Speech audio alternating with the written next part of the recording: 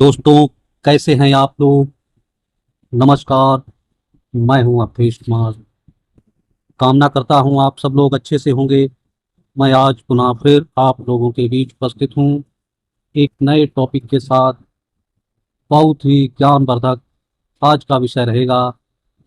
आज हम बाबा साहब द्वारा लिखी गई द रीडल्स हिंदुज़म बुक से आज राम के जीवन चरित्र पर प्रकाश डालेंगे और हम देखेंगे कि क्या वास्तव में राम कोई आदर्श पुरुष थे। क्या मानवतावादी राम को कहा जा सकता है। क्या राम पुरुषोत्तम हैं। तो आज हम बात करेंगे राम पर। दोस्तों, वीडियो को ज़्यादा से ज़्यादा लाइक करें, शेयर करें और अपने इस चैनल को सब्सक्राइब कर बेल आइकन अवश्य दबा दें।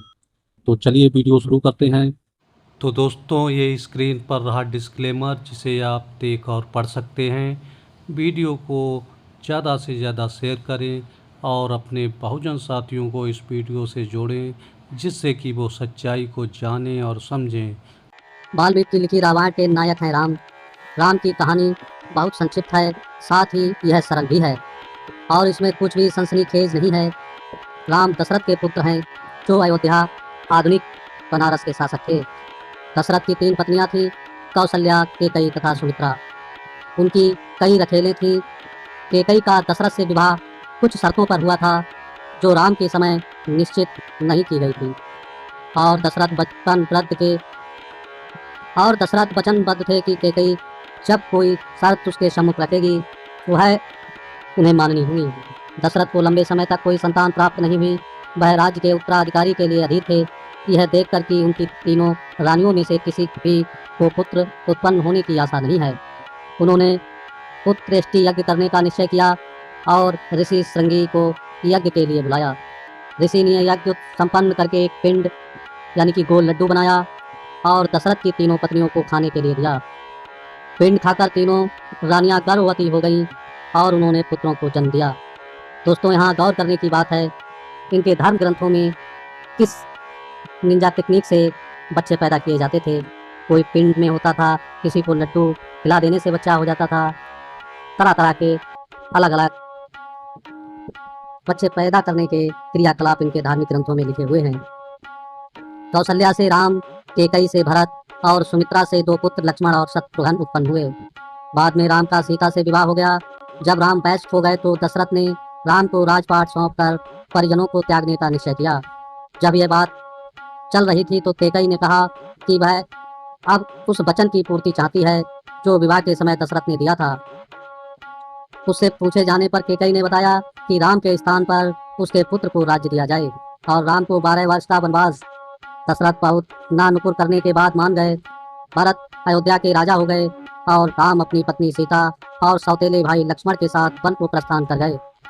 जब वे वनों में रह रहे थे तो लंकाधिपति रावण ने सीता का हरण कर लिया और उन्हें अपनी पत्नी बनाने की इच्छा से अपने महल ले गया। तब राम ने लक्ष्मण को सीता की खोज आरंभ करने को कहा। इस बीच उन्हें वानर जाति के 2 प्रमुख सुग्रीव और हनुमान मिले। उन्होंने उनसे मैत्री कर ली। उनकी सहायता से सीता का पता मिल गया। उन्होंने लंका को कूच किया, युद्ध में रावण को हराया और सीता को मुक्त करा दिया। राम, सीता और लक्ष्मण सहित अयोध्या वापस आ गए। उस समय तक 12 वर्ष की अवधि बीत चुकी थी और केकई की शर्त पूरी हो चुकी थी।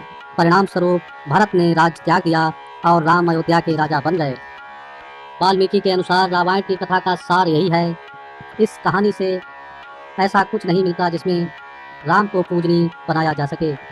वह मात्र एक आज्ञापालक और कर्तव्य पालक व्यक्ति हैं, परंतु वाल्मीकि को राम में कुछ विलक्षण लगा, तभी उन्होंने रामायण की रचना की। वाल्मीकि ने नारद से यह सवाल किया, हे नारद, मुझे बताओ कि इस समय सबसे अधिक आज्ञाकारी व्यक्ति पृथ्वी पर कौन है। फिर वह विस्तार से बताते हैं कि सबसे अधिक आज्ञाकारी व्यक्ति से उनका आशय क्या है।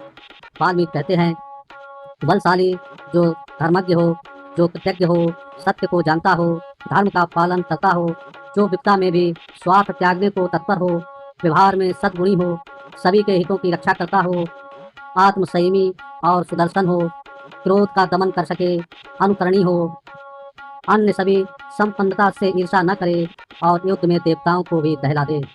दोस्तों, ये जो मैंने अभी बताया है कि वाल्मीकि ने नारद से पूछा कि इस तरह का व्यक्ति अगर इस संसार में कोई हो तो कृपया बताएं।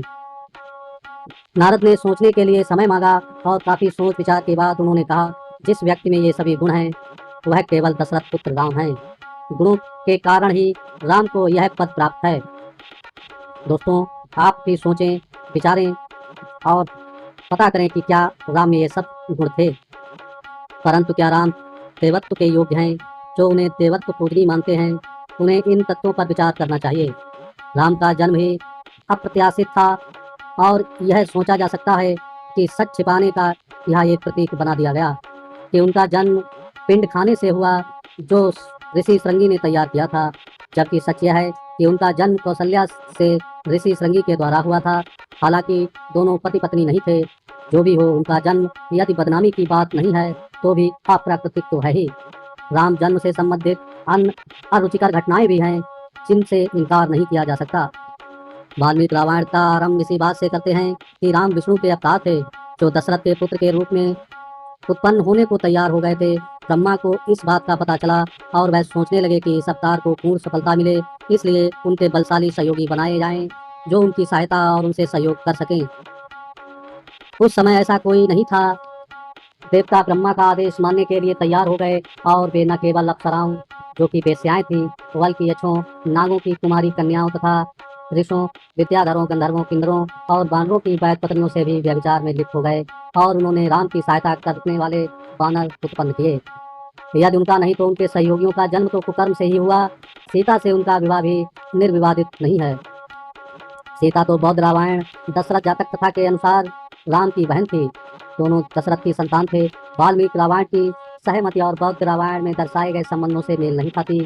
वाल्मीकि के अनुसार सीता विद्याराज जनक की पुत्री थी, राम की बहन नहीं। यह समझ के बाहर है क्योंकि स्वयं वाल्मीकि के अनुसार वह जनक की सामान्य प्रसूति पुत्री नहीं थी, बल्कि अपने खेत में हल चलाते किसान को प्राप्त हुई थी जो उसने जनक को दे दी थी। इसीलिए यह ठोस कथन नहीं है कि सीता जनक की पुत्री थी। बौद्ध रामायण की कथा स्वाभाविक है जो आर्यों की विवाह पद्धति से मेल खाती है। यह अगर सही है तो राम और सीता का विवाह आदर्श नहीं था जिसका अनुकरण किया जाए। राम का एक सद्गुण यह भी बताया जाता है कि वे एक पत्नी व्रती थे। ये समझ में नहीं आता कि यह आम धारणा कैसे बन गई। ये तथ्य पर आधारित नहीं है। यहाँ तक कि वाल्मीकि ने भी उल्लेख किया है कि राम की अनेक पत्नियां थीं।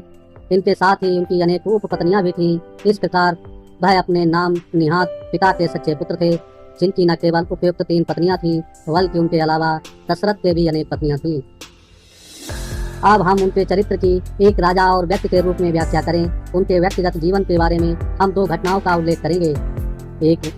एक घटना बाली से संबंधित है और दूसरी उनकी पत्नी सीता से। पहले हम बाली को लेते हैं। बाली और सुग्रीव 2 भाई थे। वे बानर जाति के थे और एक राज परिवार से थे। उनका अपना राज्य था जिसकी राजधानी किष्किंधा थी।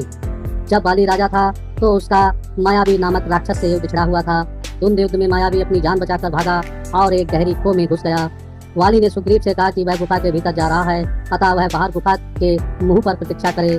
कुछ देर बाद गुफा में से रक्त की धारा फूटी। सुग्रीव ने अनुमान लगाया कि वाली मायावी के हाथों मारा गया। किष्किंधा आकर उसने स्वयं को राजा घोषित कर दिया और हनुमान को अपना मंत्री बना दिया। वास्तव में बाली मरा नहीं था, बल्कि उसने मायावी को मार गिराया था।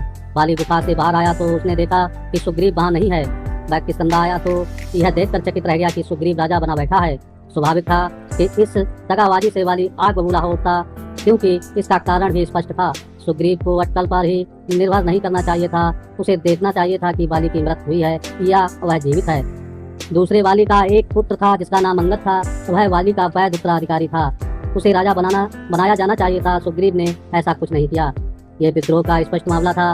वाली ने सुग्रीव को खदेड़ दिया और गद्दी पर बैठ गया। दोनों भाई जानी दुश्मन बन गए। यह घटना तब घटी जब रावण ने सीता का हरण किया था।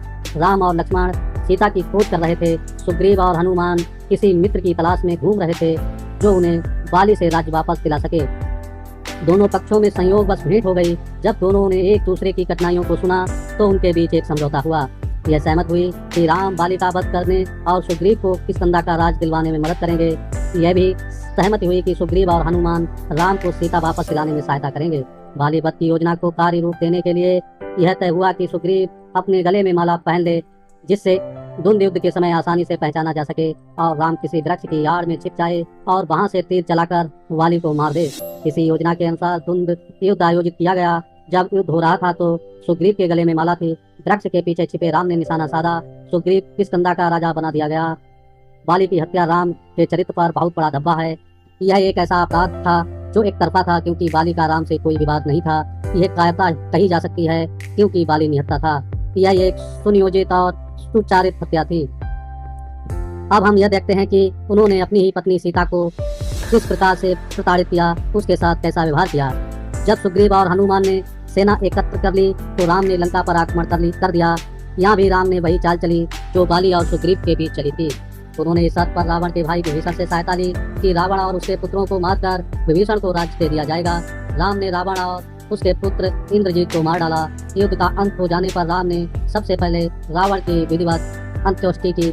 इसके बाद विभीषण का राज्य अभिषेक कराया गया। तब उन्होंने हनुमान को सीता के पास भेजा और सूचित कराया कि वह लक्ष्मण और सुग्रीव सहित सकुशल हैं और उन्होंने रावण को मार दिया है। रावण को हराने के बाद उन्हें सीता के पास जाना चाहिए था, लेकिन उन्होंने ऐसा नहीं किया। राम को राज तिलक करने की ज्यादा चिंता थी, सीता से मिलने की नहीं। यहाँ तक कि राज तिलक के बाद भी वह खुद न जाकर हनुमान को भेजते हैं और वह संदेश क्या देते हैं। वह हनुमान को सीता को लाने के लिए नहीं कहते, वह सिर्फ यह खबर भेजते हैं कि वह स्वस्थ और प्रसन्न हैं। यह सीता है जो हनुमान से राम से मिलने की बात कहती है। राम सीता से मिलने के लिए गए ही नहीं, जो उनकी पत्नी थी, जिसका रावण ने अपहरण कर दिया था और जिसे 10 माह से ज्यादा समय तक कैद में रखा गया था, सीता उसके पास लाई गई। जब सीता राम से मिलने के लिए आई तो राम ने क्या कहा, दोस्तों इस पर गौर करें। यह विश्वास करना बहुत कठिन है जो राम ने सीता से कहा कि जिस आदमी में जरा भी सी मानवीय करुणा है वह उन वचनों को अपनी पत्नी से कभी नहीं बोल सकता।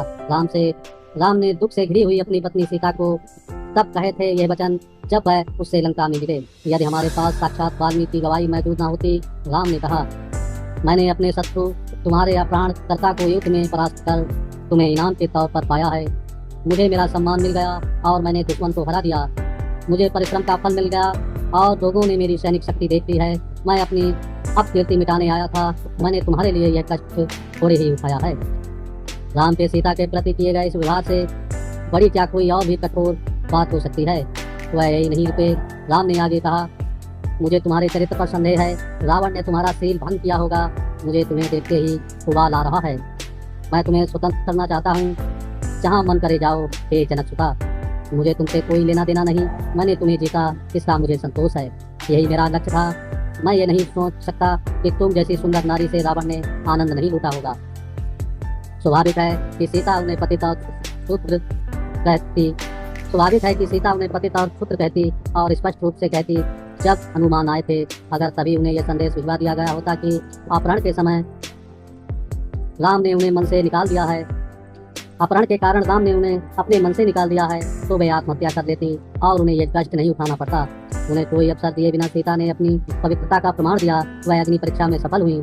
इससे देवता प्रसन्न हुए और इस परीक्षा के पश्चात उन्होंने सीता को पवित्र घोषित किया। इसके बाद ही राम सीता को अयोध्या ले जाने के लिए सहमत हुए और जब वह उन्हें अयोध्या ले आए तो उन्होंने उनके साथ कैसा व्यवहार किया। वह राजा बन गए और सीता रानी, परंतु राम तो राजा बने रहे और सीता का यह पद जल्दी ही छिन गया। यह कांड राम की सबसे बड़ी अपकीर्ति का कारण है। वाल्मीकि रामायण में कहा गया है कि राम के राज तिलक के कुछ समय बाद ही सीता गर्भवती हो गई। ऐसा सुनकर कि सीता गर्भवती है, दुष्ट प्रवृत्ति के लोगों ने इस वमन किया कि ऐसा लगता है कि सीता जब लंका में थी तो वह रावण से गर्भवती हुई। उन्होंने राम पर आक्षेप लगाया कि वह एक ऐसी स्त्री को पत्नी के रूप में वापस लाए। शहर की इस कानाफूसी को राम की राजसभा के विदूषक पात्र ने महल में आकर बताया। राम स्वाभाविक रूप से ऐसे लांछन को सुनकर स्तंभ रह गए। वह जुगुप्सा से भर उठे। यह स्वाभाविक भी था। सवाल यह था कि इस अपशय से किस तरह छुटकारा पाया जाए। इस कलंक से मुक्ति का सरलतम उपाय उन्हें यह मिला कि सीता को त्याग दिया जाए। एक गर्भवती स्त्री को अनजान लोगों के बीच साधनों के बिना जंगलों में छोड़ देना और वह भी उसे पूर्व सूचना दिए बिना। निश्चित ही सीता को त्याग देने का विचार अचानक ही उनके मन में नहीं आया होगा। यह विचार उत्पन्न होने और उसके पनपने और कार्य रूप देने की योजना बनाने में कुछ समय अवश्य लगा होगा। दोस्तों, जब राम ने रावण को हराया या उससे पहले जब रावण ने सीता को अपहरण किया, तभी से ही राम के अंदर ये सारे सवाल उठने लगे होंगे। जब भद्र ने उन्हें नगर में होने वाली अफवाहों के बारे में बताया तो उन्होंने अपने भाइयों को बुलाया और उन्हें अपनी भावनाएं बताईं। राम ने कहा, सीता की पवित्रता और सतीत्व लंका में ही प्रमाणित हो चुका है। देवों ने भी इसका अनुमोदन किया है और उन्हें सीता की सच्चाई, पवित्रता और सतीत्व पर विश्वास है। इसके बावजूद प्रजा सीता पर लांछन लगाती है और मुझ पर उंगली उठाती है। ऐसा अपमान कोई नहीं सह सकता। सम्मान सबसे बड़ी संपत्ति है। देवता और महापुरुष उसे क्षति नहीं पहुंचाने देते। मैं ये अपमान और अपकर्ष नहीं सह सकता। ऐसी अपीति से बचने के लिए मैं तुम्हें भी छोड़ सकता हूँ। ऐसा न समझना कि मैं सीता को त्यागने में संकोच करूंगा। इससे पता चलता है कि उन्होंने सीता को त्यागने का मन बना लिया था, यह विचार किए बिना कि वह कह रहे हैं वह सही है या गलत। उन्होंने प्रजा के लांछनों से बचने का सरलतम उपाय ही अपनाया। सीता के जीवन का कोई मूल्य नहीं, मूल्य था तो उनकी अपनी प्रतिष्ठा का। उन्होंने प्रजा में ऐसी अफवाहें रोकने की कोई कोशिश क्यों नहीं की जो राजा के कर्तव्य के अंतर्गत उन्हें करनी चाहिए थी, जो एक स्त्री के पति के रूप में उनका दायित्व भी था, जिसकी वे परीक्षा ले चुके थे। वे प्रजा की कानाफूसी के आगे झुक गए। हिंदुओं में ऐसे लोगों का अभाव नहीं है जो एक प्रमाणित करने की चेष्टा करते हैं कि राम एक प्रजातांत्रिक राजा था, किंतु ऐसे लोग पर्याप्त संख्या में हैं जो उन्हें दब्बू और भीरू राजा मानते हैं। अपनी प्रतिष्ठा की रक्षा की यह पूरी योजना उन्होंने अपने भाइयों को तो बता दी, लेकिन सीता को नहीं बताई, जिससे उसका प्रत्यक्ष संबंध था, क्योंकि वही प्रभावित हुई थी। अतः उन्हीं को बताया जाना चाहिए था, लेकिन उन्हें पूर्ण अंधकार में रखा गया। राम सीता से उस रहस्य को तब तक छिपाए रहे जब तक उस पर पालन नहीं हो गया। सीता के लिए यह दुखद समय भी आ गया। वह उसकी प्रतीक्षित योजना को असली जामा पहनाया गया। गर्भवती स्त्रियों के मन में छोटी मोटी ललक तो हल हुआ करती है। राम यह जानते थे, इसीलिए एक दिन उन्होंने सीता से पूछा कि तुम्हारा किसी वस्तु को मन तो नहीं करता है? उन्होंने कहा, करता है। राम ने पूछा, वह क्या है? सीता ने कहा कि वह गंगा के किनारे किसी ऋषि के आश्रम में कंदमूल खाकर कम से कम एक रात बिताना चाहती है। राम को और क्या चाहिए था? उन्हें मौका मिला, उन्होंने तपाक से हामी भर दी। निश्चित रहो प्रिय, मेरी कोशिश होगी कि तुम्हें कल ही भेज दूं। सीता ने इसे सीधे स्वभाव से लिया, लेकिन राम ने क्या किया? उन्होंने सोचा कि सीता से पिंड छुड़ाने का ये अच्छा मौका है। उन्होंने अपने भाइयों से कहा कि वे सीता के मामले में बीच में न आए, और यदि वे आते हैं तो शत्रु समझे जाएंगे। तब उन्होंने लक्ष्मण से कहा कि वह सवेरे ही सीता को गंगा के किनारे जंगल में आश्रम में छोड़ आए। लक्ष्मण भी कर्तव्य मूढ़ थे कि वह सीता को राम का फैसला कैसे बताएं। उनकी मनोदशा को पहचानते हुए राम ने लक्ष्मण को बताया कि सीता ने स्वयं ही इच्छा प्रकट की है कि वह कुछ समय आश्रम में गंगा के किनारे बिताना चाहती है। इससे लक्ष्मण को थोड़ा धैर्य बना। यह दुर्विवश संधि रात को भी सवेरे कही लक्ष्मण ने सुमंत से कहा कि वह रथ से घोड़े तैयार करें। सुमंत ने लक्ष्मण को बताया कि सब तैयार है। तब लक्ष्मण रनिवास में गए और सीता से मिले और बोले कि आप कुछ दिन आश्रम में बिताना चाहती हैं ना? राम ने अपना वादा निभाते हुए मुझे यह काम करने को कहा है। उन्होंने कहा कि वह रथ खड़ा है, चलिए। सीता राम का आभार मानकर रथ पर चढ़ गई। लक्ष्मण और सीता को बिठाकर सुमंत निदृष्ट स्थान की ओर चल दिए। अंत में वे गंगा के किनारे पहुंच गए। देवताओं ने उन्हें पार उतार दिया। लक्ष्मण सीता के चरणों में गिर पड़े और आंखों में गर्म आंसू टपकाते हुए बोले, हे निर्दोष रानी, मेरी करनी पर मुझे क्षमा करो। मुझे आदेश है कि मैं तुम्हें ही छोड़ जाऊं, क्योंकि लोग आपके कारण राम पर आक्षेप करते हैं। राम ने सीता को त्याग दिया और उनके हाल पर जंगल में छुड़वा दिया गया। वह पास ही वाल्मीकि आश्रम में चली गईं। वाल्मीकि ने उन्हें शरण दी। सीता ने वही जुड़वा पुत्रों लव और कुश को जन्म दिया। तीनों वाल्मीकि के यहाँ रहने लगे। वाल्मीकि ने बालकों तथा सीता का पालन पोषण किया और उन्हें रामायण की कथा का गायन सिखाया, जो उन्होंने स्वयं रची थी। राम के राज्य के पास ही वे बालक 12 वर्ष तक जंगलों में ऋषि के आश्रम में पलते रहे। आदर्श पति और प्रिय पिता ने यह जानने की कभी चेष्टा नहीं की कि सीता जीवित है या मर गई है। राम 12 वर्ष बाद सीता के विलक्षण स्थिति में मिले। राम ने एक यज्ञ किया और उसमें सभी ऋषियों को भाग लेने के लिए आमंत्रित किया। राम ने जानबूझकर वाल्मीकि को आमंत्रित किया, हालांकि उनका आश्रम अयोध्या के निकट ही था। इसीलिए वाल्मीकि अपने आप की सीता के दोनों पुत्रों को अपने शिष्यों के रूप में साथ लेकर यज्ञ में पहुंच गए। जब यज्ञ चल रहा था तो दोनों बालकों ने सभा में रामायण का गान आरंभ किया। राम बड़े आनंदित हुए और बालकों के बारे में पूछा तो उन्होंने बताया कि वे सीता के पुत्र हैं। तब उन्हें सीता की याद आई, लेकिन फिर भी उन्होंने क्या किया? वह सीता के पास नहीं गए। उन्होंने अबोध बालकों को बुलाया जो अपने माता पिता के पाप के विषय में कुछ नहीं जानते थे। वे तो एक अत्याचार के शिकार थे। उन्होंने वाल्मीकि से कहा कि सीता यदि पवित्र और सती है तो वह सभा में आए और अपने ऊपर लगाए गए कलंक को धोकर अपना सतीत्व प्रमाणित करे। आखिर वह लंका में ऐसा कर चुकी है, परंतु ऐसा तो उन्हें जंगल में छोड़े जाने से पहले भी किया जा सकता था। अब भी राम ने ऐसा कोई वचन नहीं दिया कि परीक्षा में खरी उतरने पर वह सीता को फिर से रख लेंगे। वाल्मीकि ने सीता को सभा में प्रस्तुत किया। जब पति पत्नी आमने सामने थे, वाल्मीकि बोले, हे दशरथ के पुत्र, यह सीता खड़ी है, जिन्हें तुमने लोगों की खानाफूसी के कारण त्याग दिया था, जिन्हें मैंने अपने आश्रम में पाला है। राम ने कहा, मैं जानता हूँ कि सीता पवित्र है और ये मेरे पुत्र हैं। इन्होंने लंका में ही अपने सतीत्व का प्रमाण दिया है। मैं इन्हें साथ ले आया, लेकिन लोगों को अभी संदेह है सीता वह परीक्षा यहाँ भी दे जिसे ऋषि और प्रजा भी देख ले। सीता ने नेत्र भूमि पर गड़ाए, दोनों हाथ जोड़कर प्रण किया, यदि मैंने सपने में भी राम को छोड़कर किसी और व्यक्ति का विचार किया हो, तो ये धरती माता तू फट जा और मुझे अपने में समा ले। यदि मैंने सदा राम को प्यार किया हो, मेरे कार्यों और विचारों में वही बसे हों, तो धरती माता तू फट जा और मुझे अपने में समा ले। जब उन्होंने ये प्रतिज्ञा दोहराई तो धरती फट गई, एक स्वर्ग सिंहासन उभरा, वह उस पर बैठ गई और धरती में समा गई। आकाश से पुष्पों की वर्षा हुई, सभी देखकर आनंद विभोर हो गए।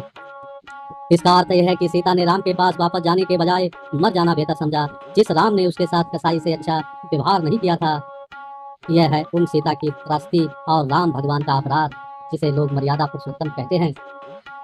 राम को मर्यादा पुरुषोत्तम कहा जाता है। क्या उसने यह प्रमाणित नहीं कर दिया कि वह बिल्कुल ही मर्यादित व्यक्ति नहीं है? सच तो यह है कि राम ने कभी राजपाट ठीक से किया ही नहीं, तो वह तो सांकेतिक राजा थे। वाल्मीकि के अनुसार शासनकारी भरत ही देखते थे। राम ने राजा और प्रजा की चिंताओं से मुक्ति पाली थी। राम के राजा बनने के बाद की दिनचर्या का वाल्मीकि ने बहुत बारीकी से वर्णन किया है। उनके अनुसार पूरा दिन पूर्वाग्रह और दोपहर में विभाजित रहता था। सवेरे से मध्याह्न तक वह पूजा पाठ में व्यस्त रहते थे। दोपहर वे क्रमशः दरबारी विदूषकों के साथ अंतापुर में बिताते थे। जब वह रंग महल से उठ जाते थे तो विदूषकों की संगति करते थे, और जब विदूषकों से उठ जाते थे तो रंग महल में चले जाते थे। वाल्मीकि विस्तार से बताते हैं कि राम रनिवास में कैसे समय बिताते थे। यह रंग महल अशोक वन में था, वहीं राम भोजन करते थे। वाल्मीकि के अनुसार उनके भोजन में अनेक स्वादिष्ट व्यंजन होते थे। उसमें मांस, फल और मदिरा सम्मिलित होती थी। राम मद त्यागी नहीं थे, वे काफी मात्रा में मद पीते थे और सीता को भी उसमें सहभागिनी बनाते थे। राम के अंतापुर का जैसा वर्णन वाल्मीकि ने किया है, वह कोई मामूली बात नहीं है। नाच गाने में अप्सराएं, पूरा गाँव किन्नर बालाएं सम्मिलित होती थी। अन्य क्षेत्रों में भी सुंदर औरतें लाई जाती थीं। राम सुरा और सुंदरियों के बीच विराजते थे। वे राम को आनंदित करती और राम उन्हें माला पहनाते थे। वाल्मीकि ने राम को स्त्रियों के प्रिय पुरुषों का राजकुमार कहा है। यह उनकी एक दिन की जीवनचर्या नहीं थी, यह उनके जीवन की नियमित गति थी। जैसा कि पहले ही कहा जा चुका है, राम ने प्रजा कार्यों से हाथ खींच रखा था। वह अन्य भारतीय राजाओं की तरह प्रजा का दुख दर्द सुनकर उनके निवारण का कोई प्रयास नहीं करते थे। वाल्मीकि के अनुसार मात्र एक अवसर पर उन्होंने व्यक्तिगत रूप से किसी की शिकायत सुनी, किंतु खेद है कि वह घटना बहुत दुखद सिद्ध हुई। उन्होंने किसी की एक गलती के लिए स्वयं इतना बड़ा अपराध किया जिसकी इतिहास में मिसाल नहीं मिलती। यह घटना थी एक शूद्र शंभु की हत्या। वाल्मीकि ने लिखा है, राम राज्य में किसी की अकाल मृत्यु नहीं होती थी, लेकिन एक बार किसी ब्राह्मण के पुत्र की अकाल मृत्यु हो गई। दुखी पिता मृत पुत्र के शव को लेकर राम के राजमहल के सिंहासन द्वार पर पहुंच गया और वहीं रख दिया और जोर जोर से विलाप करने लगा तथा अपने पुत्र की मृत्यु के लिए राम को तरह तरह से कोसने लगा। वह कह रहा था कि यह उसके राज्य में हो रहे किसी पापाचार का परिणाम है, और यदि राजा अपराधी को दंड नहीं देगा तो राजा उसके पुत्र की हत्या का अपराधी होगा। अंत में उसने धमकी दी कि वह राम के द्वार पर अनशन करेगा और अन्न जल लिए बिना अपने प्राण त्याग देगा। राम ने 8 विद्वान ऋषियों की सभा बुलाई। उसमें से नारद ने कहा कि आपकी प्रजा में से कोई शूद्र तपस्या कर रहा है। ये धर्म विरुद्ध है, क्योंकि तपस्या करने का अधिकार मात्र तुझों यानी कि ब्राह्मणों विप्रों को है। राम समझ गए कि धर्म का उल्लंघन करके वह पाप कर रहा है। उसी कारण ब्राह्मण का पुत्र मर गया है। इसीलिए राम ने अपना पुष्पक विमान मंगवाया और राज्य के आंतरिक भागों में अपराधी को खोजा। अंत में घने जंगलों में सुदूर दक्षिण में उन्होंने एक व्यक्ति को कठोर तपस्या करते देखा। वह उसके पास गए और उसके यह बताने पर कि वह शंभु नाम का शूद्र है और वह सशरीर स्वर्ग जाने के लिए तपस्या कर रहा है, उन्होंने उसे चेताया तक नहीं, अनधिकृत कार्य न करने के लिए समझाया भी नहीं, बस बेझिझक उसका सिर काट दिया। देखा उसी समय दूर अयोध्या में ब्राह्मण पुत्र की सांसें चलने लगी। जंगल में देवताओं ने पुष्प वर्षा की। जब देवता लोगों के पास और कोई काम नहीं था, बस पुष्प वर्षा ही किया करते। राजा ने एक शूद्र को आकाश में उसकी नगरी में आने से रोक दिया, जो तपस्या के बल पर वहां पहुंच जाता। जिसे तपस्या का अधिकार नहीं है, वे राम के सम्मुख प्रकट हुए और उन्होंने बधाई दी। जब राम ने ब्राह्मण के पुत्र को जीवित करने का अनुरोध किया तो उन्होंने बताया कि वह जीवित हो चुका है। फिर वे चले गए। राम तब पास ही अगस्त ऋषि के आश्रम में पहुंचे। उन्होंने शंभु को दी गई सजा पर उनकी प्रशंसा की और उन्हें एक ताबीज भेंट किया। ऐसे थे उनके ऋषि मुनि। राम राजधानी लौट आए। तो बताइए दोस्तों, ये था पूरा रामायण का निचोड़। और राम को कहाँ से भगवान माना जाए, कहाँ से मर्यादा पुरुषोत्तम माना जाए, आप लोग विचार करें और इस कहानी को ध्यान से समझें, जानें कि क्या वास्तव में हमको जो बताया जाता है वाल्मीकि रामायण में सच्ची घटना क्या है। कृपया उसको पढ़ें, समझें, तब आप जान सकेंगे कि हमको बताया कुछ जाता है लेकिन ग्रंथों में लिखा कुछ और है। तो वीडियो को दोस्तों ज़्यादा से ज़्यादा लाइक करें, शेयर करें और हमारे चैनल को सब्सक्राइब कर बेल आइकन अवश्य दबा दें। मिलते हैं किसी नए टॉपिक के साथ अगली वीडियो में। तब तक आप अपना ख्याल रखें, अपनों का